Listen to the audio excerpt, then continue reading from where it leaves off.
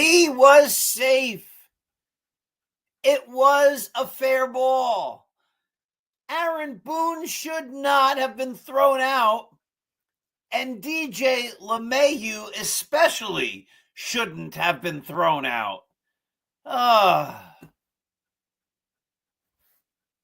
Or maybe, is it possible? Maybe I'm wrong. This is the Dr. Sem Yankees Show.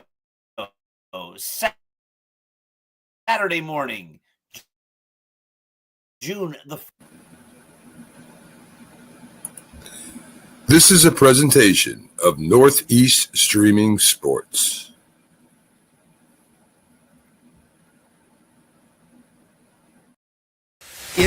Introducing National Streaming Sports, live and on-demand sports talk programming that you can access 24/7. For the premier sports talk experience, tap into our Roku channel. Start your mornings with Mac and Jack covering all the weekend sports action. Then pour a cup and enjoy all the sports you can drink on the Coffee and Sports podcast. At midday, talk sports from east to west on the Coast to Coast podcast. Followed at night by some hot girl talk with Prim and Proper Sports featuring Sonia Pearson. Talk boxing on the Gloved Fist. Yankee fans tune in for Start Spreading the News. And there's more on the College Sports Huddle and Sports Scope with Robert Butler. There are 20 podcasts in all and 70 weekly shows giving us a 3.4-star viewer rating. To find us on Roku TV, search for National Streaming Sports on the Roku search bar. Click on the logo and you're in. National Streaming Sports, live and on-demand sports talk for America. All right. So I talked first and then I ran the little ads, but oh my goodness, what a game. This is the Dr. Sem Yankees Show. It's Saturday morning, June the 14th. It's Flag Day. Welcome to Flag Day, a good day to celebrate our wonderful country. A reminder that this program is brought to you by Artemisia Publishing. Go to apbooks.net to see their vast selection of outstanding books across many different genres. So the Yankees lost last night. Oh my goodness, what a game. But before we talk about the game, let's make today a great day. How do you make your day great? You look around, you notice the good that is all around you. You look around, you give thanks, you appreciate it, and then you perpetuate the good by sharing it with others, paying it all forward. If you can't find any good, well, then create some of your own. Do something nice. We all have within ourselves an unending reservoir of the ability to do nice things. Do them. And then there's good in your world. And then you can appreciate that good. And you can perpetuate that good. Remember, when we give love, it comes back to us in greater amounts than we ever gave. So again, this is the Start Spreading the News. Well, this is the Dr. Sem Show. And then the show ends up on Start Spreading the News. The Start Spreading the News podcast airs on Monday nights, usually live at 9 p.m. This is the half-hour version. It's just me, no EJ Fagan, though I'd love for EJ to join me on this show, but he, of course, also has the Bronx Beat podcast. So anyway, let's get to the game last night. Oh, my goodness. The Yankees couldn't do anything. They were losing 1-0. Aaron Judge had struck out 3 previous times. And then I saw it, and then Michael Kay saw it, too. He announced it on the game. Sometimes I see things that the announcers don't mention. And Crochet, pitching in the 9th inning for the first time in his career, threw a pitch just off the inside corner. He wanted strike 3 called. It was inside, and Aaron Judge did this. No way. It wasn't a strike. You know who did that a lot? Juan Soto. It was a Soto-type move. I control the strike zone. You don't. I do. And then the next pitch, Aaron Judge hit the ball, I don't know, 9,000 miles. He crushed it. It went out of Fenway onto Lansdowne Street. It might have gone into Cambridge. I don't know where that thing landed, but my goodness, was that fun. Tie ball game goes then into extra innings. The Yankee bullpen held tight. Really a great game last night. Then in extra innings, I thought the Red Sox made a bad move. Instead of bringing in Aroldis Chapman, I just want to make sure I'm getting my innings correct here. Yeah, in the 10th inning, instead of going to Chapman, keeping Chapman in because he came in the 9th inning, instead of keeping him in to face Jason Dominguez and making him bat right-handed, his weak side, they went to Garrett Whitlock, and Garrett is a right-hander. So the Yankees had a big advantage. They had Volpe on second, nobody out, of course, with the silly ghost runner. And they had Dominguez hitting from his stronger side. Alas, it didn't work. Volpe tried to steal third. And if he was out, they called him safe. Then they went to review, and they called him out on the review. If he was out by this much. Now, on starts spreading the news in the comments. I said, he's safe. Phil Cashier, who does our game threads every day and has been doing them every game since 2017. The man is Lou Gehrig. I mean, he just doesn't ever stop. He is the Iron Horse, which is amazing, and I'm greatly thankful for that because he's the one who keeps those game threads going. I said safe. In the comments, he said out. He was right. I was watching with my son, Ethan. Ethan and I were both saying safe, looks safe. But my dear friends, sometimes when it's your own eyes and you're rooting for something, you might not see it as clearly. I don't know. It was so close. If he was out by a hair. And then Dominguez got out, and then DJ LeMahieu hit a ball up the right field line. He went the other way. He's a right-handed batter. And it sure looked like on the replay, and he thought he saw it in real life, that the ball landed just on the foul line, making it a fair ball. The umpire called it foul. DJ was pointing. He's like, no way. That's a fair ball. It went to replay. And then that might have been the longest replay. Michael Kay actually had a funny line. Michael Kay then said, this sure isn't instant replay. It's just replay. He said something like that. That was pretty good. And then the umpires upheld the call on the field of a foul ball. Now that got Aaron Boone very upset. He came out, he threw his gum on the ground, he came out, and they tossed him. And Joe Girardi, who was one of the announcers, said, you got to let the guy blow off some steam here. But the umpires were very quick to throw the players, or the manager in this case, but in a moment, the player, out of the game. So DJ gets back up there. He eventually grounds out. As he rounds first base to head towards second, somebody was going to run his glove out to him. He must have said something to the umpire. Now, there are magic words you can say to the umpire that get you an automatic ejection. So I have no idea what DJ said, but he then got tossed. Again, if he said one of those words that you're not allowed to say, well, then he deserved to get tossed. But if he was just expressing some frustration, like, my goodness, you just robbed me of a double, and we might have been able to win this game, and then you threw out the manager. We had the call go against us at third. Now we got this call up the right field line going against us. You just threw out my manager. I mean, you guys are killing us. I mean, that's just natural, right? Isn't it natural for ball players to say something like that? It seemed like, again, what do I know? I wasn't there. It seemed like DJ got a quick toss. Maybe. Again, if DJ had said one of those things you're not allowed to say, it wasn't a quick toss. It was an expected toss. So then it went to the bottom of the 10th, and Tim Hill actually pitched pretty darn well. He kept battling and battling and battling.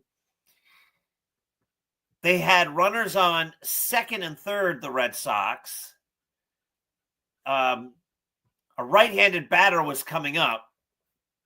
And there was talk about, do you load the bases so Tim Hill, a lefty, can face another left-handed batter?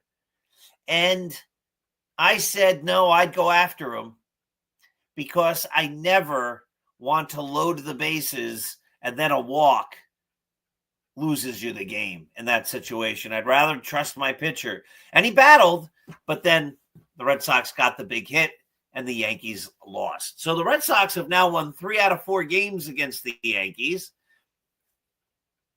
It'd be nice to see the Yankees win the next 2 tonight and then tomorrow afternoon. Speaking of tomorrow afternoon, to all the fathers out there, happy Father's Day. To all the people who have fathers, make sure you wish your father a happy Father's Day. To all of those who have grandfathers and great-grandfathers, wish them a happy Father's Day. And wish your own grandparents happy Father's Day. Anybody who is in the role of a father, wish them a special and happy day. It's a great day to celebrate dads. My dad, thankfully, is still with us. He's in unbelievable health. He is just about 87 years old. He'll be 87 next month. And he's going to come to my baseball game. I believe I'm the starting pitcher. My father-in-law, who is still with us and is not in as good of health, but he's still with us, he will be there too. It'll be fun. My son Ethan is always at our games, so they're going to come watch me pitch. And then we're going to have a nice picnic. And then my dad and I, after the game, we're going to have a catch. We do this every year on Father's Day, and it's a terrific tradition and one of the best traditions. On Start Spreading the News, the 10 o'clock article Sunday morning is going to be an article I have run before. It tells the story of what happened, and it's just a great story. When my dad and I and my mom went to play at the Field of Dreams. Here's one of the baseballs that was used on that day. This baseball was used at the Field of Dreams. It was 2016, April the 12th. So I've always kept that here. I have a bunch of Field of Dreams things here. Here's a baseball from the Field of Dreams. And here is a photograph of my dad and I having a catch at the Field of Dreams. Now, when we went in 2016, the Field of Dreams wasn't built up like it is today. It was still very rustic and rural. It wasn't the popular place it became.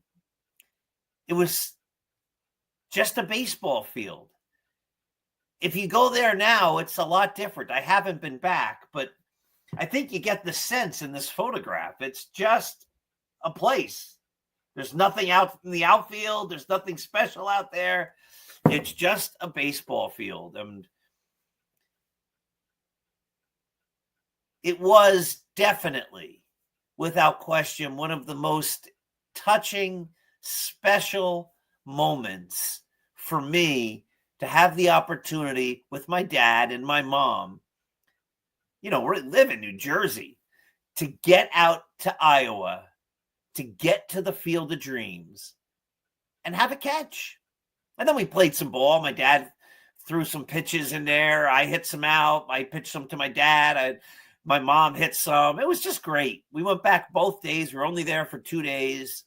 We pretty much had the field to ourselves the entire time we were there. I'm telling you, it was not a big tourist attraction. It wasn't what it is today. If you look at pictures today, it's totally, totally, totally different. And I'm really glad that I had the chance to see the Field of Dreams the way it was. I get the sense if you go there now, it's much more corporate, if that's the right word. It's much more of a touristy attraction. I love Disney. You know, I ran the Disney Marathon in January. That was my third time I ran it. I did the Dopey Challenge and all that kind of stuff. So I'm a big Disney fan. But I will use the word not in a mean way, but it seems to me when I look at pictures of it now, it's been Disney-fied. It's become almost like a theme park type of thing, which again, I think is great for Disney World. I don't know if I'd like the Field of Dreams as much. But anyway, if you tune in to Start Spreading the News tomorrow for our 10 o'clock article, it tells the story of my dad and I and my mom in Dyersville, in Iowa, playing catch at the Field of Dreams. Really one of the most special weekends, couple of days of my life. It was just magic. It really was. So take a look at that article. So let's also talk a little magic. Aaron Judge's home run. Oh my. I made the comment on Start Spreading the News. The Yankees have had a lot of big home runs in Fenway Park, but of course the most notable in recent history, but we're talking way back in 1978, so it's not all that recent, was Bucky Dent's home run. And Bucky Dent's home run, Bucky just cleared the Green Monster. And I made the point, I said, boy, that was the exact opposite. I said it in different words, but Judge's home run was the exact opposite of Bucky's. Bucky's just went over the wall. If you remember, it was Frank Messer's or Bill White's call, I think. Deep to left. Yastrzemski goes back. He's looking up. It's gone. Something like that. You know, nobody knew that was going out until it did. Judge's, the moment he hit it, you're like, oh my goodness. Wow. Again, when Judge nodded, he's like, that wasn't a strike. It seemed as though he was saying, I am controlling this at bat. You've struck me out 3 times. Yes, you have. I faced you 8 times and you struck me out 7 times. But buddy, that's all changing. I get it now. I've seen you enough. I know it's coming. I'm going to crush that pitch. And he did. He made that little nod. He got back in there and he hit a bomb. Did Aaron Judge know he was going to hit a homer? Probably not. Was he extremely confident that he was going to hit a homer? I think so. Or was he going to hit the ball real hard? I think so. There was just something a little different. Once he nodded, he's like, yep, no. This is mine. That wasn't a strike. Here we go. Boom. Which brings up another famous home run in Yankee history. Babe Ruth's called shot. Now, numerous people, you might even say a lot of people, dispute whether or not Babe really pointed. I think he did. If you put this into context,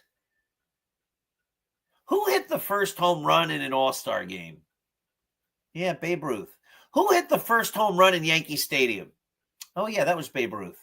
Who had set the single season record for home runs and then set it again and then set it again? Who was the only guy who ever hit 60 home runs in a year? Of all the great baseball players, which one was the most full of life?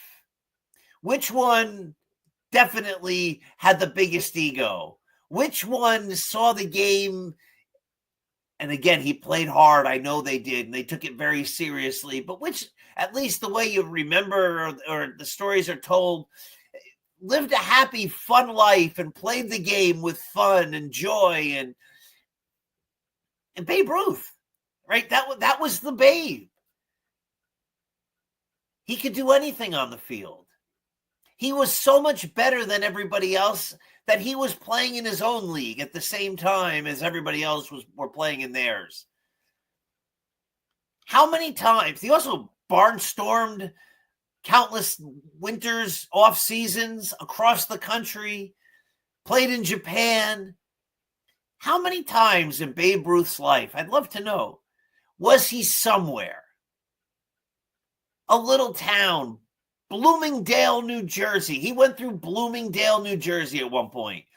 How many home runs did he hit in these barnstorming games, in these exhibitions, in spring training, in all sorts of venues, all sorts of times? Like a gazillion?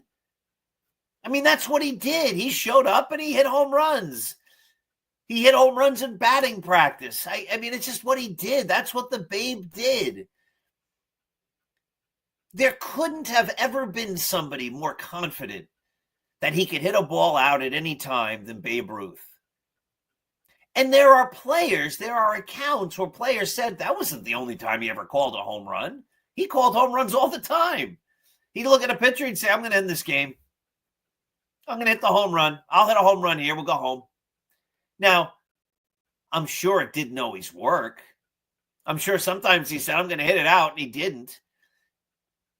But there are stories of him saying it at other times. So in a big heated situation in the World Series, the Cubs are yelling at the Yankees who are yelling at the Cubs. He definitely pointed. The only question is, what did he point at? But why not assume he did hit the home run after pointing to center field? He pointed toward the pitcher. He said something, throw me a strike or stop yelling at me or whatever he said, or I'm going to hit that next pitch ball. He said something, and then he hit it out to center field, one of the deepest home runs ever hit in Wrigley Field. And I just think, like, sometimes we say that couldn't have happened. It's no way it could have happened. Correct. For 99.99999% of any baseball players who've ever played the game, most probably couldn't call a home run. And most probably wouldn't even attempt it. But we're not talking about those people. We're talking about the greatest of the greats. And not just a guy like Ted Williams that was great quietly in his own mind, focused on the game, doing everything perfectly, thinking through everything. You can make the argument Ted Williams was a better hitter. You could make the argument. This was a guy who was bigger than life whenever he was on the field. He was the center of attention. He's the guy who said, of course I should earn more than the president. I had a better year than he did. This is the guy who lived the 1920s lifestyle as big and as grandiose as anyone. So is it really a stretch to think that Babe Ruth pointed and then homered? I don't think so. I think it fits perfectly with the narrative of who Babe Ruth was and what he did on a baseball field. And I don't think it's crazy that he hit the home run after pointing, because why wouldn't it have been him? And why couldn't he have done it? Of course he could do it. He hit big home runs all the time. Who got thrown out to end the 1926 World Series? Babe Ruth. Things don't always work out, but how many players would try to steal second base in that situation? Babe Ruth did. Didn't work. So, yeah, he was the type of guy to take big chances. He's the type of guy who was bigger than the game. So, yes, definitively, I'm telling you, even though I wasn't there, Babe Ruth called his shot. No doubt in my mind. Could Lou Gehrig have done that? Oh, could he hit a home run? Sure, he hit tons of them. 493, I believe. Could Tony Lazzari have done it? Sure, he had a ton of home runs. But would they have? No, that wasn't their personality, but it was the Babes. All right, my goodness. 30 minutes goes by much too quickly. I love doing this. I love sharing baseball stories and talking baseball. I don't love that the Yankees lost last night. Oh, but it was a great game. And I usually don't say that, I remember going to a game with my dad at Yankee Stadium. It was a great game, but the Yankees lost. And he goes, you have to admit, Paul, that was a great game. And I said, it wasn't a great game. The Yankees lost. Once they lose, it's not great. I don't know why I think last night's game was enjoyable because the Yankees lost. But it was a great game. Can't believe I'm admitting that. Hopefully they win tonight.